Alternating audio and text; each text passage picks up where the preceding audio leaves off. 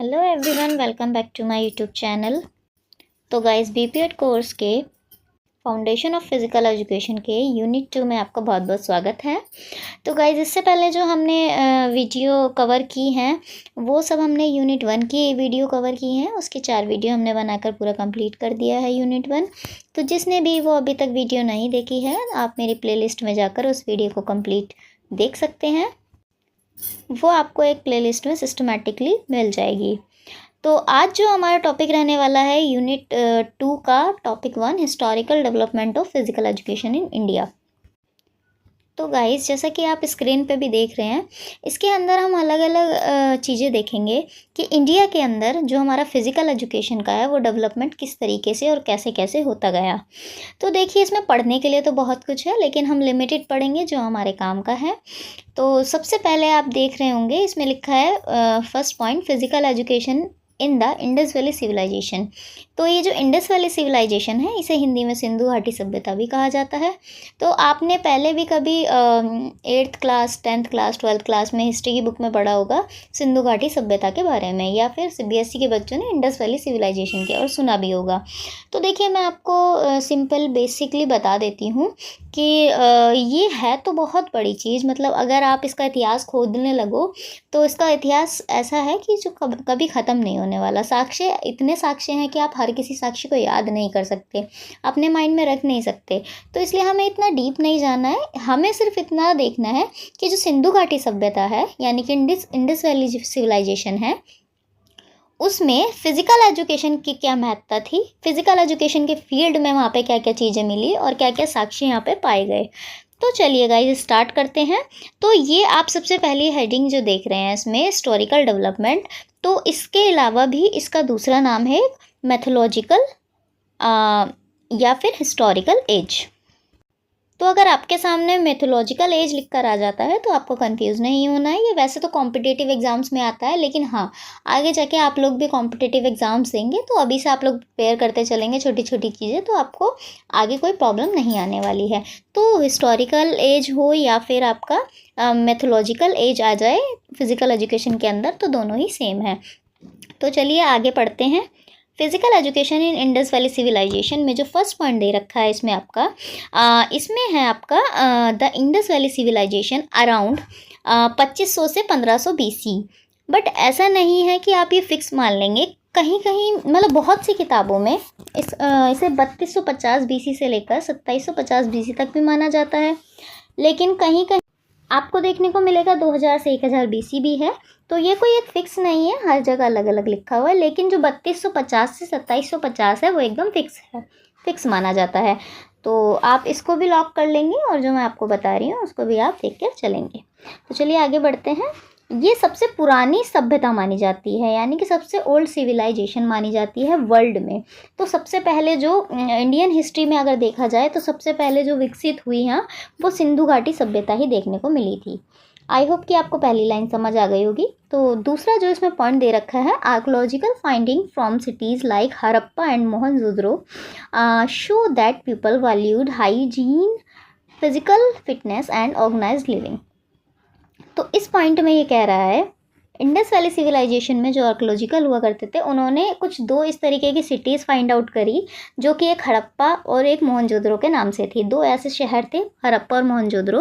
उसमें क्या था, वहाँ के जो लोग थे उन्होंने देखा कि वहाँ उस शहर के जो 2 लोग थे, वो लोग बहुत ज़्यादा हाइजीन और फिज़िकल फिटनेस को बहुत ज़्यादा महत्व देते थे। तो बहुत ज़्यादा जो पॉपुलर चीज़ें थी वो फिज़िकल फिटनेस को लेकर थी और साफ़ सफाई यानी कि हाइजीन को लेकर थी। आई होप कि आप सेकंड पॉइंट को समझ गए होंगे। आगे बढ़ते हैं थर्ड पॉइंट की तरफ। तो इसमें जो आपको थर्ड पॉइंट दिख रहा है वो है आपका evidence of swimming bath such as the great bath suggest that swimming and water activity were practised. अब देखिए, जैसे कि मैंने आपको पहले ही जिक्र किया कि अगर सिंधु घाटी सभ्यता बहुत बड़ी है, उसके अंदर बहुत सारे साक्ष्य मिले, लेकिन हमें जो अपने फिजिकल एजुकेशन के अंदर पढ़ना है और जो रिमाइंड करना है, याद रखना है, वो है आपका फिजिकल एजुकेशन से रिलेटेड। तो इसमें जो एविडेंस हमारे फिजिकल एजुकेशन से रिलेटेड मिले, साक्ष्य मिले, वो क्या क्या थे। एक तो स्विमिंग बाथ, ठीक है, स्विमिंग बाथ, इसे मड बाथ के तौर पे भी जाना जाता था, ठीक है। स्विमिंग बाथ, और फिर इसमें ग्रेट बाथ हुआ करता था, ग्रेट बाथ सजेस्ट स्विमिंग, और इसमें वाटर एक्टिविटीज़ यानी कि पानी से रिलेटेड एक्टिविटीज़ ज़्यादा हुआ करती थी। एक तो ये सबसे बड़ा एविडेंस था। उसके अलावा आपका इंडस वैली सिविलाइजेशन में बहुत सारी चीज़ें ऐसी फेमस थी, जैसे कि आपका योगा इसी में फेमस था, सूर्य नमस्कार वगैरह, आर्चरी वगैरह, ये सब चीज़ें भी इसमें बहुत ज़्यादा फेमस हुआ करती थी। इसमें एक चीज़ और है, वो इसमें आपको नहीं मेंशन करी हुई है, तो मैं आपको इसमें अलग से बता देती हूँ। आप लोग कॉपी पेन लेकर बैठिए, वो लीजिएगा, नोट कर लीजिएगा अपने कॉपी पे। तो इसमें आर्यंस हुआ करते थे, इंडस वैली सिविलाइजेशन के टाइम पे आर्यंस हुआ करते थे। उन्होंने जो इस सोसाइटी को ना 4 पार्ट्स में डिवाइड किया हुआ था, यानी कि 4 पार्ट्स कह लो या आप उसको 4 कम्युनिटीज़ कह लो, उनमें डिवाइड किया हुआ था। तो जो पहली कम्युनिटी थी वो ब्राह्मण हुआ करती थी, ब्राह्मण, जो आज के ब्राह्मण्स बोलते थे, यानी कि जो आज के टाइम में ब्राह्मण लोग होते हैं। दूसरी जो सोसाइटी या कम्युनिटी होती थी वो क्षत्रिय होती थी। तीसरी जो होती थी वो वैश्य होती थी। चौथी शूद्राश होती थी। तो ये 4 ऐसी कम्युनिटी थी जो कि अलग अलग चीज़ों को डिफाइन करती थी। जैसे कि जो ब्राह्मण्स थे वो इंटेलेक्चुअल क्लासेस देते थे, यानी कि माइंड से रिलेटेड जितनी भी चीज़ें हुआ करती थी, टास्क हुआ करते थे अलग अलग, वो जो है लोगों को शिक्षा के तौर पर दिया करते थे।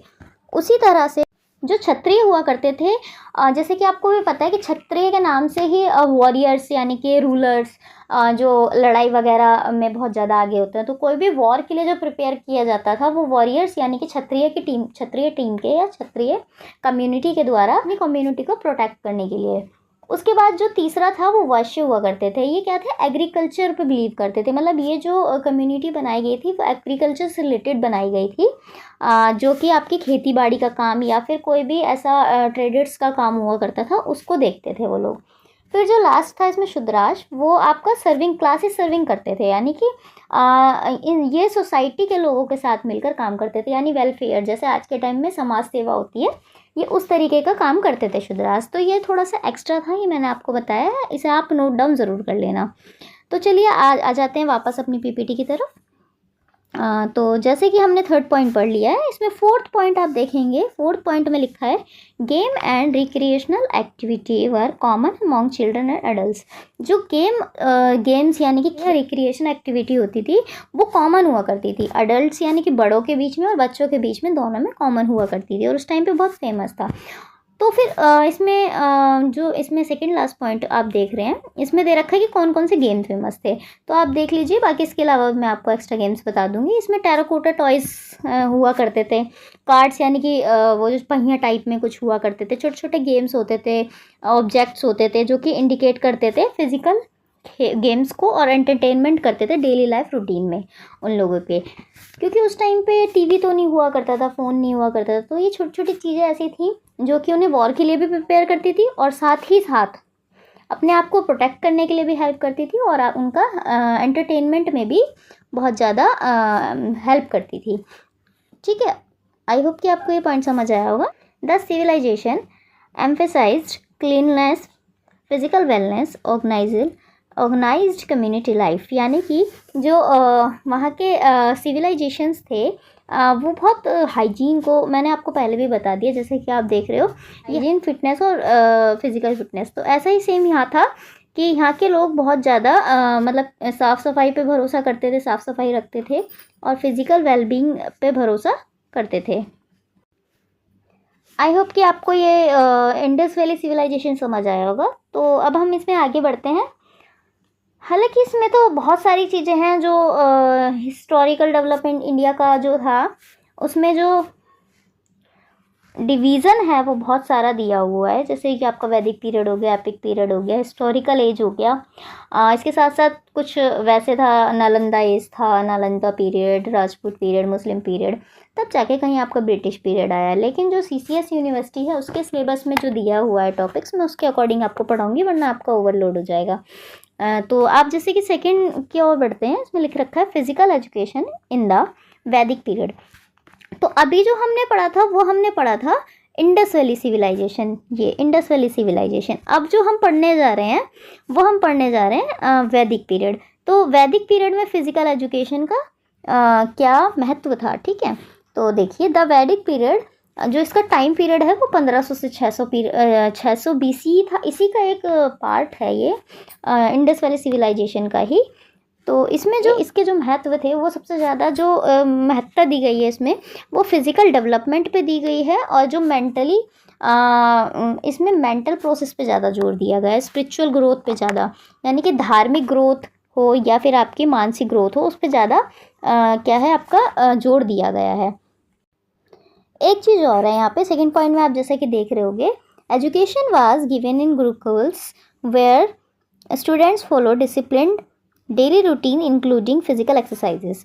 तो इसमें सबसे ज़्यादा तो जो फेमस हुआ करता था उस टाइम पे, यहाँ पे गुरुकुल सबसे ज़्यादा फेमस था। तो आपके साथ एक ऑब्जेक्टिव क्वेश्चन भी बन सकता है कि गुरुकुल्स जो थे वो कहाँ शुरू हुए। तो आपको याद रखना है वो आपके वैदिक पीरियड के अंदर शुरू हुए थे, वो आपके वैदिक पीरियड के अंदर शुरू हुए थे। तो इसमें गुरुकुल की शुरुआत हुई, और जो गुरुकुल के स्टूडेंट्स हुआ करते थे वो बहुत डिसिप्लिन थे, यानी कि बहुत अनुशासन में रहते थे, और डेली रूटीन में उनका अनुशासन जो था फिजिकल एक्सरसाइज को लेके वो कंटिन्यू रहता था।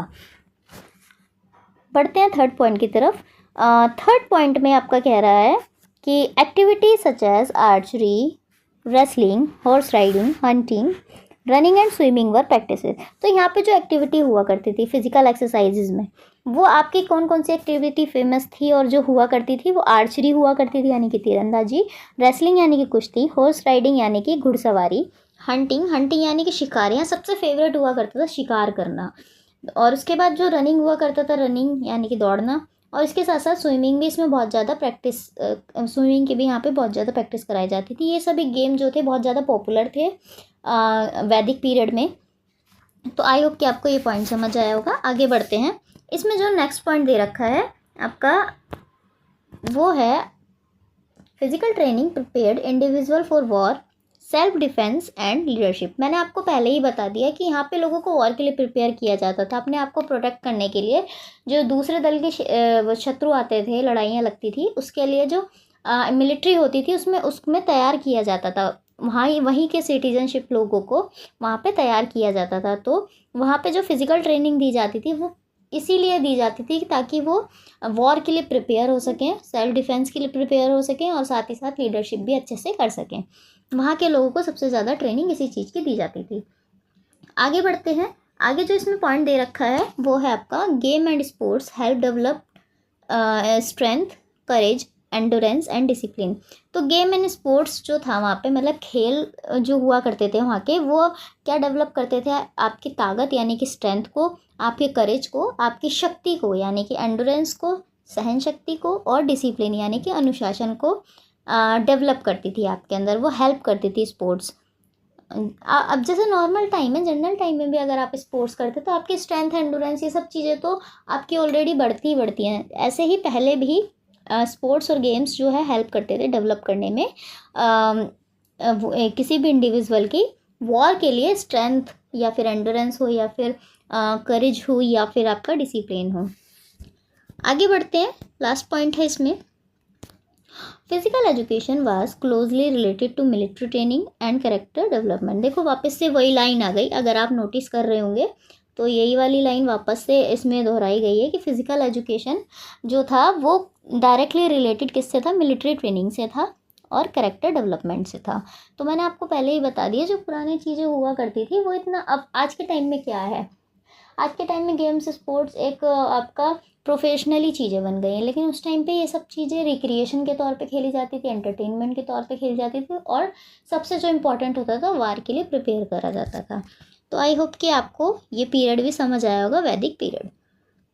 अब इसमें जो थर्ड पीरियड है वो है आपका physical education in the early Hindu period. जो फिज़िकल एजुकेशन है उसका Hindu period, early Hindu period में क्या महत्व था, आइए पढ़ते हैं। Early Hindu period emphasised the balance development of body and mind. तो जो अर्ली हिंदू पीरियड था उसमें सबसे ज़्यादा किस चीज़ पे जोर दिया गया, बैलेंस डेवलपमेंट पे। बैलेंस डेवलपमेंट किसका, बॉडी और माइंड का, मतलब बॉडी और माइंड अपने को कैसे अपना बैलेंस करके चलना है, उसका कोऑर्डिनेशन कैसे रखना है, इस पे सबसे ज़्यादा जोर दिया गया। इसमें कुछ इम्पॉर्टेंट टेक्स्ट लिखे गए थे, जैसे रामायण महाभारत, बहुत बहुत ही फेमस है ये रामायण और महाभारत। आपको कभी भी ये डायरेक्ट क्वेश्चन बन सकता है कि रामायण और महाभारत कब लाई गई, तो ये आपको याद रखना है। रामायण और महाभारत अर्ली हिंदू पीरियड में आई थी।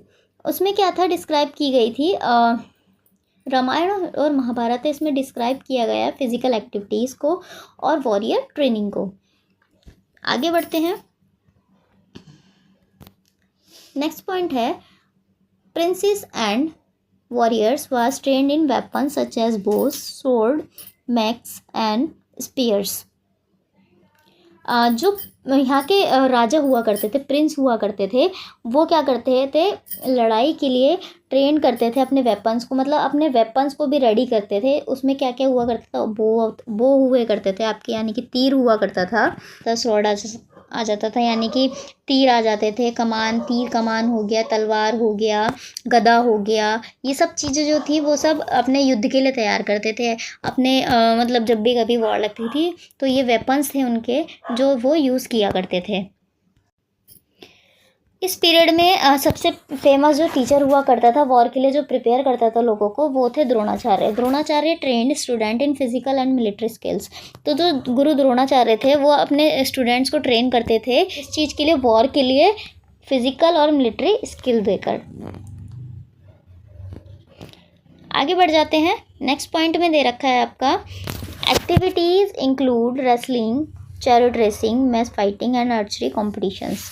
तो जो इसमें इससे भी अलग, जैसे कि ऊपर तो हमने देख लिया कि ये तो वेपन थे आपके, तलवारबाजी, तलवार, आपका बोज एंड एरोज यानी कि तीर कमान, ये सब तो आपके वेपन्स है। लेकिन इसमें जो इम्पॉर्टेंट एक्टिविटीज़ थी, बहुत ज़्यादा फेमस एक्टिविटी थी अर्ली हिंदू पीरियड में, वो जो थी आपकी, इसमें कुछ इम्पॉर्टेंट एक्टिविटी या गेम्स हुआ करते थे। जैसे कि आपने ऊपर भी पढ़ा, सारे पीरियड में अलग अलग गेम फेमस थे, तो इसमें भी एक गेम ये गेम जो थे मेन गेम फेमस हुआ करते थे। रेसलिंग जैसे कि आपकी कुश्ती, चैरियट रेसिंग यानी कि घुड़सवारी, मैक फाइटिंग यानी कि आपका गदा युद्ध जो हुआ करता था पहले के टाइम में, इस पीरियड में बहुत फेमस था।